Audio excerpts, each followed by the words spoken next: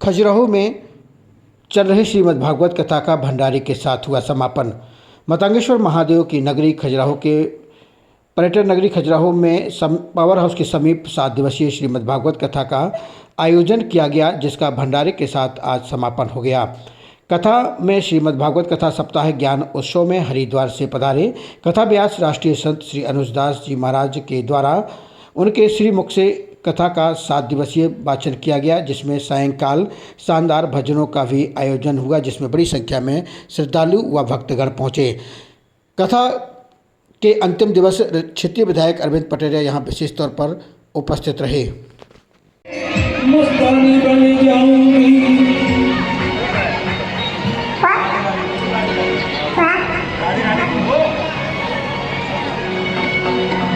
दीवानी बन जाऊंगी, मस्तानी बन जाऊंगी, बन जाऊंगी, मस्तानी बन जाऊंगी।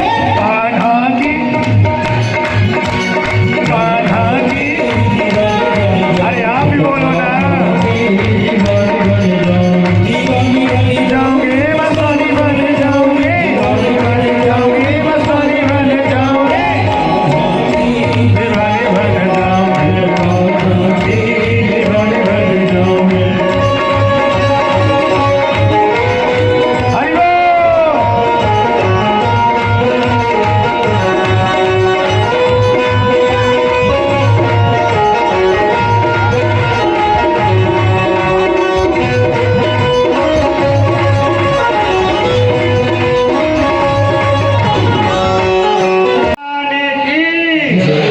मतंगेश्वर भगवान की। आज हमारे इस भगवान मतंगेश्वर की नगरी में हमारे बीच में हमारे कथावाचक संत श्री अनुजदास जी महाराज जी उपस्थित। यहाँ पर हमारे सभी श्रद्धालुगण, सभी सेवादार, नौजवान साथियों और विशेषकर यहाँ पर बड़ी संख्या में उपस्थित यहाँ पर सभी हमारी माताएं बहनें हैं। मैं सभी को दोनों हाथ जोड़ करके प्रणाम करता हूँ।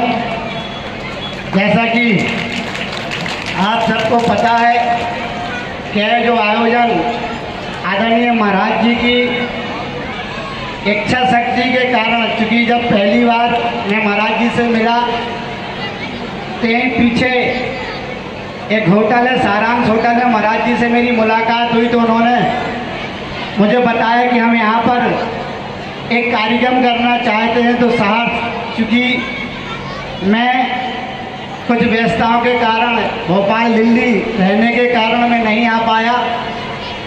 मैं आज मुझे जैसे ही पता चला कि आज यहाँ पर भंडारा है तो मैं अपने आप को सौभाग्यशाली मानता हूँ कि मुझे इस कार्यक्रम में आने का अवसर मिला है।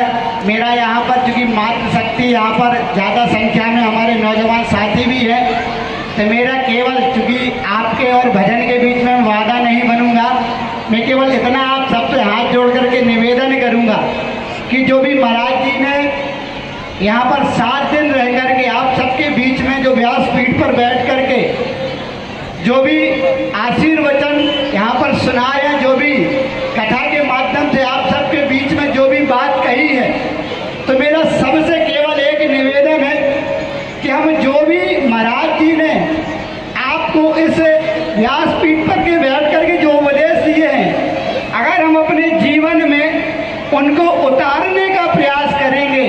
ये जो इस प्रकार की आयोजन है समाज में इसीलिए किए जाते हैं कि यहाँ पर हमें धर्म की बातें सिखाई जाती हैं, हमें यहाँ पर न्याय अन्याय सिखाया जाता है, हमें यहाँ पर अच्छा बुरा सिखाया जाता है। तो हमें उनको सीखने की जरूरत है। ऐसा नहीं कि हम यहाँ पर आए और यहाँ से सुने और यहाँ से निकाल दें।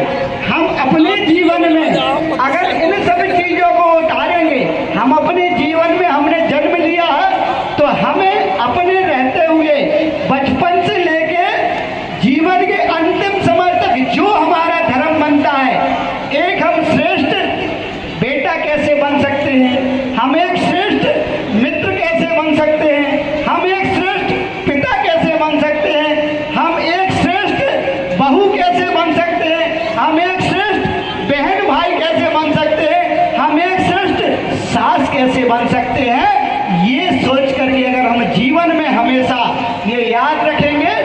हमें वह काम करना है कि जो समाज में अच्छा कहलाता है, तो इससे समाज में जो व्याप्त कुरीतियाँ हैं, तो जो आज हमारे टूटते हुए जो परिवार हैं वो कहीं ना कहीं जुड़ेंगे।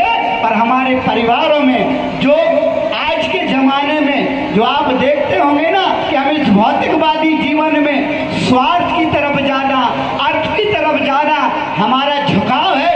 हम अगर धर्म की तरफ अगर अपना झुकाव रखेंगे तो हमारे परिवार में निश्चित रूप से शांति और सुख रहेगा।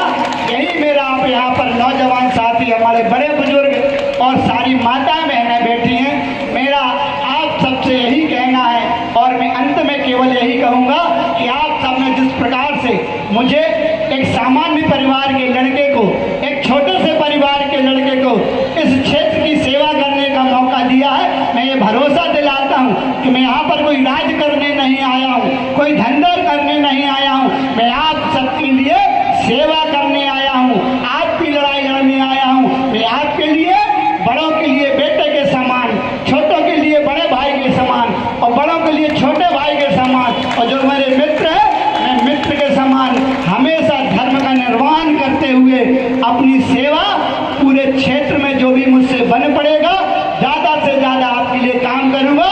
और आपको कभी लगे तो मैंने कहा ना कि आपके लिए बेटे और भाई के समान है, कभी भी मेरे पास आना और मुझे आकर के डांट करके कहना कि बेटा तू ये गलत कर रहा है। ये मानन में सहर्ष स्वीकार करते हुए मैं अपनी गलतियों को सुधारते हुए आपकी इसी प्रकार सेवा करता रहूँगा। अंत में मैं महाराज जी को, इस आयोजन समिति को और जो हमारे नौजवान साथी हैं, सेवादार, इनने दिन रात मेहनत करके इस आयोजन को सफल बनाया।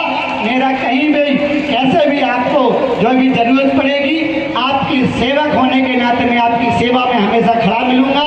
आप सबको इस अच्छे आयोजन के लिए, इस प्रकार के इस खरगांव में क्षेत्र में आयोजन होते रहें। इस आयोजनों से आपसी मेल मिलाप, मैंने कहा ना इस भौतिकवादी जीवन में हम बहुत व्यस्त हो गए हैं, हमें ऐसे बैठने का आपस में समय नहीं है। क्योंकि हमारे पास टीवी और मोबाइल है। इन आयोजनों के माध्यम से हम आपस में मेल जोल करके, इन धार्मिक आयोजनों के माध्यम से हम जो रिश्ते हैं, एक दूसरे की जो बातें हैं शेयर कर पाते हैं और हम एक दूसरे के सुख दुख को बांट पाते हैं। यही मेरा आप सबसे निवेदन है। और अंत में मैं गुरु जी को धन्यवाद देता हूँ, प्रणाम करता हूँ कि ऐसे ही, और भगवान से मतंगेश्वर से भी प्रार्थना करता हूँ कि ऐसे ही हमारे इस क्षेत्र पर कृपा बरसा रखें और इस क्षेत्र पर आशीर्वाद बरसा रखें। यही मेरा निवेदन है। जय हिंद, जय भारत, बोलो राधे राधे।